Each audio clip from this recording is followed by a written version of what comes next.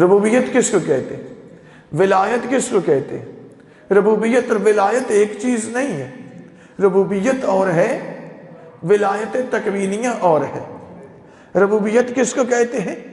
انشاء الشیء حالا فحالا الی حد التام، ایک چیز کے اندر ایک حالت کو ایجاد کرنا، پھر اس پر اس کو روک نہیں دینا، بلا فاصلہ اس کے اندر ایک نئی حالت ایجاد کر دینا، پھر اس کے بعد اس کے اندر ایک نئی حالت کو لے آنا، حتیٰ کہ پے در پے ایک حالت سے نکال کر دوسری حالت، دوسری سے نکال کر تیسری حالت، تیسری حالت سے نکال کر آخری حالت میں لے جانا، حتیٰ کہ اسے کمال تک پہنچا دینا. ان نئی نئی حالتوں کو ایجاد کرتے کرتے نیچے سے کمال تک لے کے جانا، اسے ربوبیت کہتے ہیں. ایک بیج زمین کے اندر بول، چند ایام میں اس سے کونپل نکل آئے گی.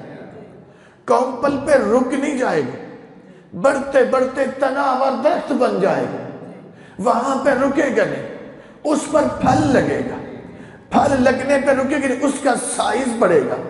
پھل کا صرف سائز نہیں بڑھے گا، اس کی رنگت بدلے گی. وہاں پر رکے گا نہیں، اس کا ذائقہ بدل دے گا. جو بیج تھا کونپل بنا، کونپل سے تناور درخت بنا، تناور درخت سے پھلدار بنا، پھلدار سے اس کا سائز بھی بدلا، رنگت بھی بدلی، ذائقہ بھی بدلا. وہ قوت کہ جو بیج سے کونپل، کونپل سے تناور درخت، تناور درخت سے اس کو پھلدار بنائے، پھلدار سے لے کر اس کے پھل کی رنگت میں ہر لمحہ تبدیلی کرے.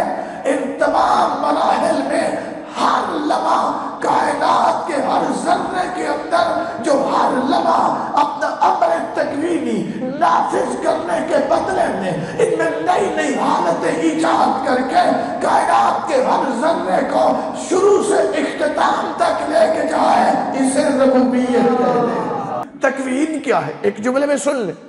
ایجاد شیء سے لے کر کمال شیء تک جتنے مراحل ہیں، ان تمام مراحل کے مجموعے کو تکوین کہتے ہیں. یعنی تکوین کیا ہے؟ بیج سے کونپل، کونپل سے تناور، پھر پھلدار، یہ تمام مراحل کے مجموعے کو تکوین کہتے ہیں. اور جس قوت کے امر کے نفوذ کی وجہ سے اس کے تمام مراحل تکوین طے ہو رہے ہیں، اس قوت کو ربوبیت کہتے ہیں. ایک چیز میں نے تکوین بتائی، اسی میں ربوبیت بتائی، لیکن یہ ایک چیز نہیں ہے. ربوبیت اور ہے. ربوبیت وہ ہے جس کی وجہ سے تکوین کے مراحل شروع سے کمال تک جاتے ہیں، اسے تکوین کہتے ہیں. ربوبیت کیا ہے؟ جو امر تکوینی کائنات کے ہر ذرے کے اوپر ہر لمحہ نفوذ کر رہا ہے اور اس کے اندر نئی نئی حالتیں ایجاد کر کے ان کو کمال تک لے کے جا رہا ہے. اس نفوذ کرنے والی قوت کو ربوبیت کہتے ہیں. قوت کے نتیجے میں جو حالتیں ایجاد ہو رہی ہیں، ان حالتوں کو تکوین کہتے ہیں. اللہ کا امر تکوینی جو جوہر سے شروع ہوگا، نطفہ، نطفہ سے علقہ، علقہ سے مضغہ، مضغہ سے ساسہ، ساسہ سے جنین، جنین سے مولود. ہم پیدا ہوئے 10-12 پاؤنڈ وزن تھا. ہمارے بدن کے ہر خلیے کے اوپر جس کا حکم ہر لمحہ نفوذ کرتا رہا اور اس کے نفوذ کے بدلے میں ہمارے بدن کے اندر نئی نئی حالتیں ایجاد ہوتی گئی. ہمارا قد بھی بڑھتا گیا، وزن بھی بڑھتی گئی، عقل بھی بڑھتی گئی، عقل بھی بڑھتا گیا، اور جسامت بھی بڑھتی گئی. جوہر سے شروع کر کے جو ہمیں کمال تک پہنچائے اسے رب العالمین کہتے ہیں. اور اس کے نتیجے میں جو حالتیں تبدیل ہوتی جائیں اسے تکوین کہتے ہیں. ولایت کیا ہے؟ اولا بالتصرف، یعنی ایک ایسا منصب جس کے ذریعے سے کائنات کے اوپر تصرف کا حق ملے، اسے ولایت کہتے ہیں. کائنات کے ہر ذرے کے اوپر. اچھا تو ربوبیت بھی تو یہی ہے؟ نہیں بھائی، ربوبیت یہ نہیں ہے. ربوبیت کیا ہے؟ ولایت ربوبیت ہے جس میں انقطاع نہیں ہے. کائنات کے ہر ذرے کے اوپر جو ہر لمحہ جس کا امر نفوذ کر رہا ہو اسے رب اور ربوبیت کہتے ہیں. اور جس کا حکم کائنات کے امور پر تصرف کا اختیار تو ملے لیکن کبھی اختیار استعمال کرے کبھی نہ کرے اسے ولایت کہتے ہیں. تو ولایت تکوینیہ پھر کیا؟ پھر جوان کرنے کے بعد پھر اس کا حکم رکم نہیں ہے، اس کا امر تکوینی ہر خلیق پھر نفوذ، پھر کمر جھکنا شروع ہو گئی، پھر عقل بڑھنا شروع ہو گئی، پھر بینائی کم ہونا شروع ہو گئی، پھر ہاتھ ہے پر کانپنا شروع کر دیا، قدم ہے پر لڑکھڑانا شروع کر دیا. جس کا امر تکوینی قائم صرف انسانوں کے بدن کا نہیں، صرف میرے اوپر نہیں، آپ کے اوپر نہیں، 7.5 ارب انسانوں کے بدن کے ہر خلیے کے اوپر ہر لمحہ نفوذ کرے اسے ربوبیت کہتے ہیں. اور جو کبھی کبھی کسی مرد کو کہے کہ خبردار تجھے عورت ہو کر غیر محرم میں آتے ہوئے شرم نہیں آئی اسے ولایت تکوینی. ولایت تکوینی طاقت ہر لمحہ ہے پر ہر لمحہ اس کا استعمال نہیں ہے. ربوبیت اور ولایت تکوینیہ میں یہی بڑا فرق ہے. سامعین گرامی، ربوبیت میں تسلسل ہے. یہ ایک چیز کے لیے ربوبیت صرف نہیں ہے. اسی لیے میرے محترم سامعین، ولایت اور ربوبیت میں بہت بڑا فرق ہے کہ کائنات میں ہر لمحہ جس کا امر نفوذ کرے اور نفوذ کے نتیجے میں کائنات کے ہر ذرے کے اندر نئی نئی حالتیں ایجاد ہو، جس کا امر نفوذ کرے اسے رب العالمین کہتے ہیں. اور جو کبھی کبھی اللہ کی دی ہوئی طاقت سے، اس رب العالمین کی دی ہوئی طاقت سے اس کے اذن کے تابع ہو کر جو کبھی مشرکین کے تقاضا کرنے پر انگلی کا اشارہ کرے اور اذن الہی سے اس شجر کو 2 حصوں میں تقسیم کر کے آدھا ادھر رہنے دے آدھا اپنے پاس بلا لے، اسے ولایت تکوینیہ کہتے ہیں. جو مشرق سے ہر روز ایک نئی جگہ سے سورج کو طلوع کرے اور تسلسل کے ساتھ ایک نئی جگہ پر اس کو غروب کرے، جس کا امر ہر لمحہ، ہر روز، ہر سیکنڈ میں، ہر لمحہ میں سورج کے طلوع اور غروب ہونے پر نفوذ کرے اسے ربوبیت کہتے ہیں. اور جو کبھی کبھی آپ جیسے انگلی کا اشارہ کر کے دماغ سورج کا پیچھے بلا لے اسے ولایت تکوینی. کتاب التوحید ہے، شیخ صدوق نے لکھی ہے، ٹوٹل احادیث اہل بیت کی ہیں، توحید بتا رہے ہیں. مامون رشید کو چونکہ یہ مناظرہ علمی مباحث سے بڑی دل لگی تھی، بہت زیادہ شوق تشویق رکھتا تھا. اس کے پاس بغداد کے علماء آئے، اس کے پاس بصرہ کے علماء آئے، عراق کے علماء آئے، خراسان نیشاپور کے علماء آئے، اس کے پاس یہودی بھی آئے اور ان کے علماء نصارہ نجران عیسائیوں کے جو علماء تھے وہ بھی آئے. اور ایک مرتبہ انہوں نے آ کے سوال کرنا شروع کیے. ظاہر ہے ان کے سوالوں کا جواب کسی مولوی صاحب کے پاس نہیں تھا. عاجز آ گیا امام ابو الحسن علی بن موسیٰ رضا علیہ السلام کو بلانے پہ مجبور ہو گیا. امام کو بلایا گیا، ایک مسند بچھائی گئی، امام اس مسند پہ تشریف فرما ہوئے، باقی لوگ سامنے بیٹھے ہیں. اس میں کچھ نصرانی آگے بڑھے. نصرانی نے کہا کہ ہمارے امام نے فرمایا نصرانی بتا تو عیسیٰ کے متعلق تیرا کیا عقیدہ ہے؟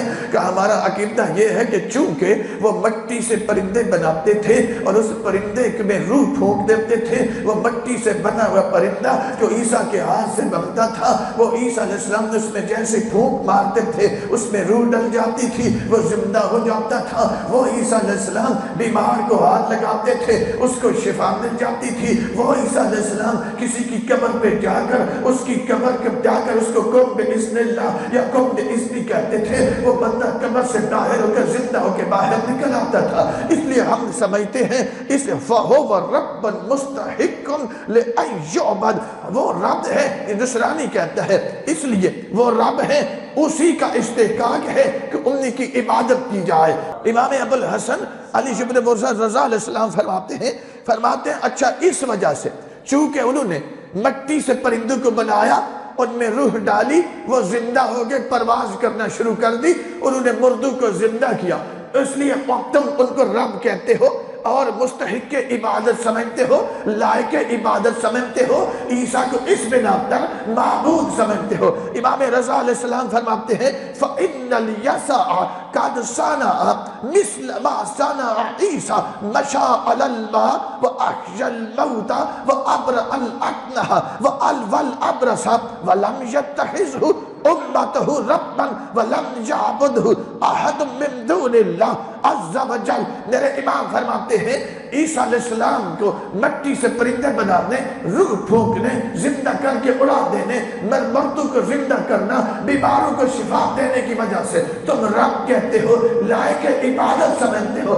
تو بعین ہی یہی کام جناب یسوع علیہ السلام جو کہ نبی تھے، عیسیٰ علیہ السلام سے پہلے ہو چکے ہیں، وہ بھی بیماروں کو شفا دیتے تھے، انہوں نے بھی مردوں کو زندہ کیا ہے۔ ان کی امت نے تو ان کو نہ رب کہا ہے نہ معبود سمجھا ہے۔ پھر مولا فرماتے ہیں وَلَقَدْ صَنَعَ حِزْقِيلُ النَّبِيُّ علیہ السلام مِثْلَ مَا صَنَعَ عِیسیٰ ابْنُ مَرْیَمَ فَأَحْیَا خَمْسَةً وَثَلَاثِینَ أَلْفَ رَجُلٍ مِّن بَعْدِ مَوْتِہِمْ بِسِتِّینَ سَنَةٍ۔ فرماتے ہیں جو کام سرکار عیسیٰ نے کیا تھا اس سے بڑا کام سرکار حزقیل علیہ السلام نے کیا۔ کس طریقے سے؟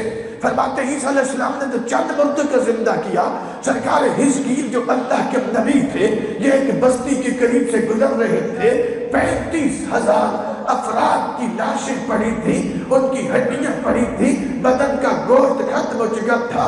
60 سال پہلے 35,000 افراد پر موت آئی تھی، ان کے بدن کی ہڈیاں باقی رہ چکی تھی، ہڈیاں بھی بکھر چکی تھی۔ سرکار حزقیل نبی نے یہ کہا کہ پروردگار یہ مردے ہیں، ان کو زندہ کرنا آواز قدرتی دیکھنا چاہتا ہے، ایک کام کر لے۔ پروردگار کیا؟ فرمایا کچھ پانی لے لو، اس پانی کے اوپر محمد و آل محمد پر درود بھیج کر اس پانی پر دم کر لو، وہ پانی ان ہڈیوں کے اوپر پھینکتے جاؤ، جس کے اوپر پانی پھینکتے جاؤ گے وہی زندہ ہوتا چلا جائے۔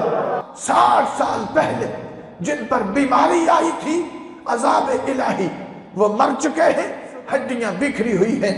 سرکار حزقیل نے ایسے کیا، وہ جس پہ پانی پڑتا ہے وہی زندہ ہوتے چلے جاتے ہیں۔ سامعین گرامی جیسے ہی زندہ ہوئے، میرے آقا فرماتے ہیں سرکار حزقیل علیہ السلام بھی نبی تھے، آپ کے عیسیٰ علیہ السلام نے تو چند مردوں کو زندہ کیا، سرکار حزقیل نبی نے 35,000 مردوں کو زندہ کیا۔ فَلَمْ يَتَّخِذْهُ أُمَّتَهُ رَبًّا، ان کی امت نے تو 35,000 مردوں کو زندہ کرنے کی وجہ سے سرکار حزقیل کو رب بھی نہیں کہا، معبود بھی نہیں کہا۔ توجہ ہے صاحب؟ میں نتیجہ دینے لگا، ذرا فرق کر لینا، ولایت تکوینیہ کیا ہے، ربوبیت کیا ہے۔ مردے تو یہ بھی زندہ کر رہے ہیں۔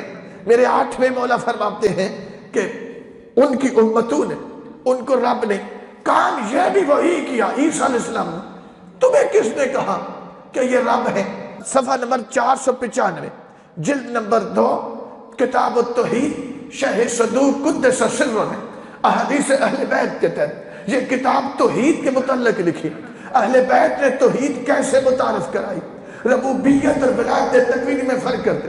میرے امام فرماتے اتنی مثالیں دینے کے بعد فرماتے ہیں مشرکین مکہ ہمارے نانا رسول کے پاس آئے، آ کر کہنے لگے عبداللہ کے بیٹے محمد، آپ اپنے آپ کو نبی اللہ کہنے کا دعویٰ کرتے ہیں، ہم آپ کو نبی مان لیں گے اس شرط پر ہمارے باپ دادا سال ہو چکے، عرصہ ہو چکا، دفن ہو چکے ہیں، مٹی کھا چکی ہے، اگر تو آپ ان کو زندہ کر دیں ہم آپ کو نبی مانیں گے۔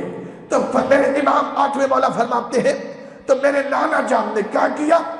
میرے نانا جان نے فوجہ معہم علی بن ابی طالب، تو میرے نانا خود نہیں اٹھے، اپنے نوکر علی کو حکم دیا۔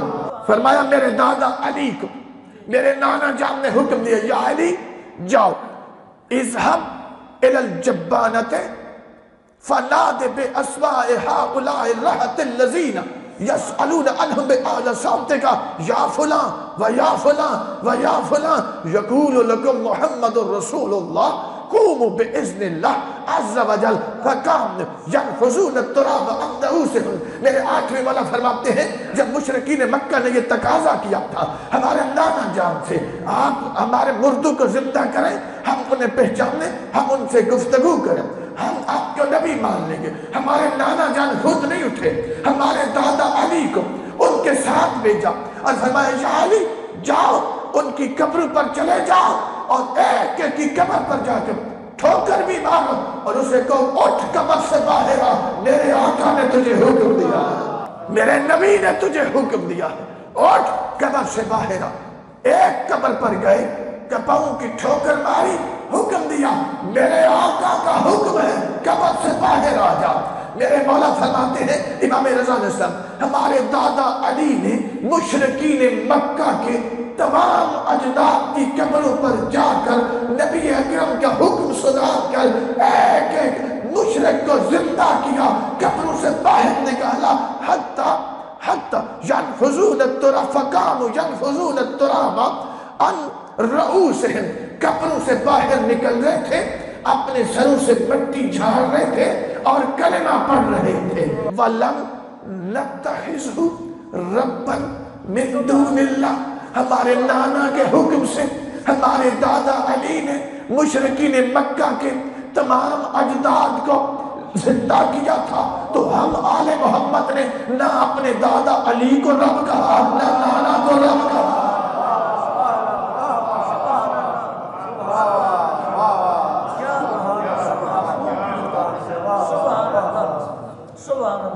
میں آج کے اس خطیب سے، اس ذاکر سے مخاطب جو یہ کہتا ہے کہ چونکہ مردے کو زندہ اس لیے یہی اللہ ہے، یہی رب ہے۔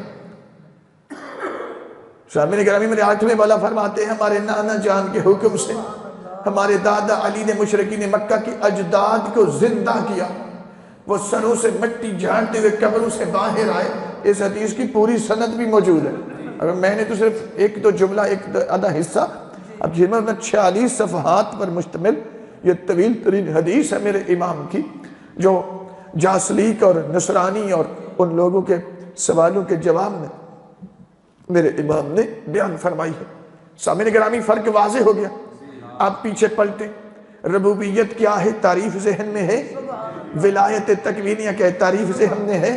میں نے عرض کی تھی تکوین کس کو کہتے ہیں، ولایت کس کو کہتے ہیں، ربوبیت کس کو کہتے ہیں۔ ربوبیت اس کو کہتے ہیں جس میں دوام ہو، جس میں تسلسل ہو، کائنات کے صرف ایک فرد کو زندہ نہ کرے بلکہ کائنات کے ہر لمحے کے ہر ذرے کے اندر ہر لمحہ اپنا امر نافذ کرتے ہوئے ہر لمحہ اس کے اندر نئی نئی حالتیں ایجاد کرتے کرتے اس کو کمال تک پہنچائے، جس کے امر کے نفوذ کی وجہ سے نئی حالتیں ایجاد ہو رہی ہیں اسے ربوبیت کہتے ہیں۔